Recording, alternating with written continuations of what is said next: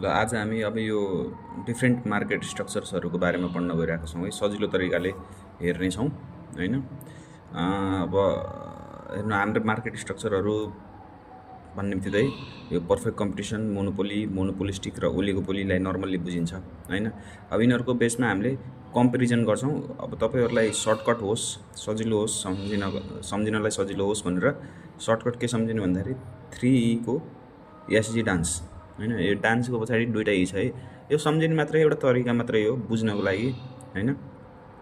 अब यो सुरुमा चाहिँ मैले यो दुईवटालाई जोडेँ होइन, यो मिनिङ र अब्जेक्टिभ हामीले लेखिहाल्छौँ भनेर है।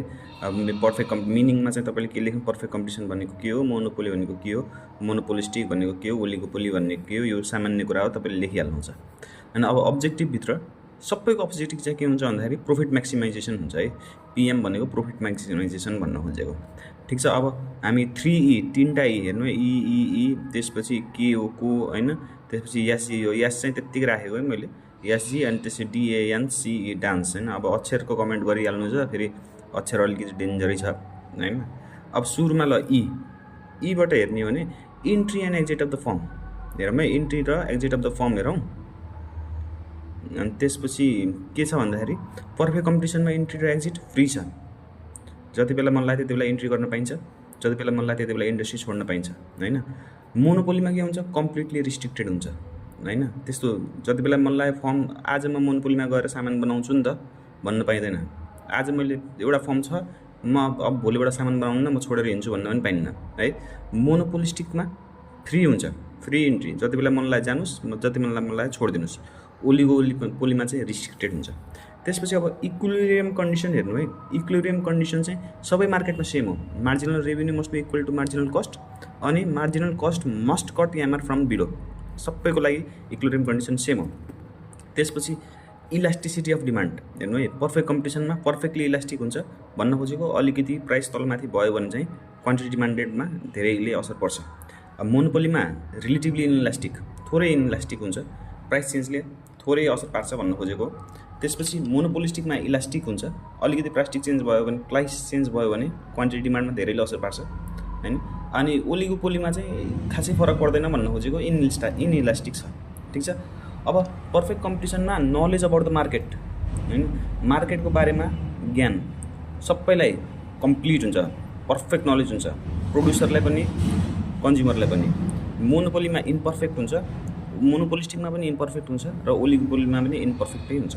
अब यो अपरेसन हेरौँ है, पर्फेक्ट कम्पिटिसनमा प्रोड्युसरले कहाँनिर प्रड्युस गर्छ भन्दाखेरि लङ रन एभरेज कस्टको मिनिमम पोइन्टमा भने अरू तिनटैमा चाहिँ फलिङ पार्टमा प्रड्युस गर्छ, ठिक छ। रोल अफ द गभर्मेन्ट, सरकारको भूमिका हेर्ने हो भने पर्फेक्ट कम्पिटिसनमा आवश्यक पर्दैन, अरू ठाउँमा आवश्यक पर्छ। डिमान्ड कप हेर्नुहुन्छ भने पर्फेक्ट कम्पिटिसनको demand curve horizontal straight line हुन्छ, यो ग्राफ गराएको है, यो एक्स एक्सिस वाइ एक्सिस हो, सामान्य हो, बुझिहाल्नुहुन्छ। अरू सबैको डाउनवर्ड स्लोपिङ हुन्छ होइन। मोनोपोलीको एकदमै स्टिपर हुन्छ होइन, सिधै तल हुन्छ भने अरूको चाहिँ फ्ल्याटर हुन्छ हेर्नु है। मोनोपोलिस्टिकको सबसे बढी फ्ल्याटर हुन्छ, सबसे स्टिप मोनोपोलीको हुन्छ, सबसे फ्ल्याटर मोनोपोलिस्टिकको हुन्छ भने ओलिगोपोलीको चाहिँ यिन दुईटाको बिचमा हुन्छ है। एभरेज रेभेन्यू र मार्जिनल रेभेन्यू पर्फेक्ट कम्पिटिसनमा स्ट्रेट लाइन नै हुन्छ, अरू ठाउँमा चाहिँ डाउनवर्ड स्लोपिङ हुन्छ। नम्बर अफ फर्म्स होइन, पर्फेक्ट कम्पिटिसनमा धेरै हुन्छ होइन भने मोनोपोलिस्टिक र ओलिगोपोलीमा अब यहीँ लेखेको छ नि, मोनोपोलीमा चाहिँ सिङ्गल हुन्छ, मोनोपोलिस्टिकमा लार्ज हुन्छ र ओलिगोपोलीकोमा फ्यु हुन्छ। क्यापेसिटी युटिलाइजेसन पर्फेक्ट कम्पिटिसनमा फुल वेब आफ्नो फर्मसँग भएको सबै क्षमता प्रयोग गर्छ भने मोनोपोलीले अन्डर युटिलाइज गर्छ, अरू दुइटाले अन्डर युटिलाइज गर्छ।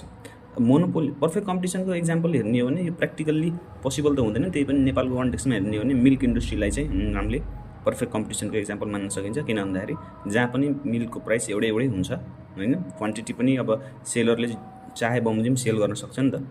मोनोपोलीमा नेपालमा नेपाल ओइल निगमको, नेपाल ओइल कर्पोरेसनको मोनोपोली छ। मोनोपोलिस्टिकमा चाहिँ हामीले यो साबुन टुथपेस्टहरूलाई लिन सकिन्छ भने ओलिगोपोलीमा एउटा इक्जाम्पल होला है, सिमेन्ट इन्डस्ट्रीलाई लिन सकिन्छ। इफिसियन्सी हेर्ने हो भने पर्फेक्ट कम्पिटिसन सधैँ एकदमै इफिसियन्ट हुन्छ, किन भन्दाखेरि यसले एलोकेटिभ इफिसियन्सी र अर्को प्रोडक्टिभ इफिसियन्सी दुइटै एचिभ गरिरहेको हुन्छ भने अरू तिनटै मार्केट चाहिँ इनइफिसियन्ट मार्केट हुन्छन्। नर्मल्ली हजुरहरूलाई कम्पेरिजन गर्न सजिलो होस् भनेर बनाएको है, हेर्नु होला। धन्यवाद छ।